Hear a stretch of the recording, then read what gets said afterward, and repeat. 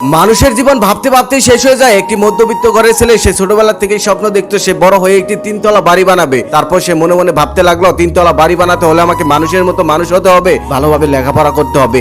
তারপর সে লেখাপড়া করতে লাগলো। লেখাপড়া শেষ করে সে ভাবতে লাগলো, আমার এখন একটি ভালো চাকরি করতে হবে। চাকরি পাওয়ার পর সে ভাবতে লাগলো, এখন আমার একটি বিয়ে করতে হবে। তারপর সে একটি বিয়ে করলো। বিয়ে করার পর আবার সে ভাবতে লাগলো, এখন আমাদের ঘর আলোকিত করতে একটি সন্তান লাগবে। তারপর সে একটি সন্তান নিল। সন্তান হওয়ার পর সে ভাবতে লাগলো, এখন আমার এই সন্তানকে মানুষের মতো মানুষ করতে হবে, তাকে লেখাপড়া শেখাতে হবে।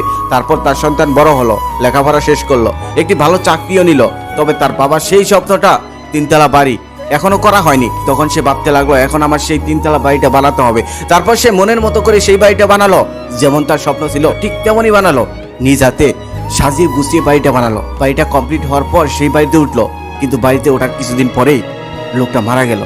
সত্যি, মানুষের জীবন ভাবতে ভাবতেই শেষ হয়ে যায়।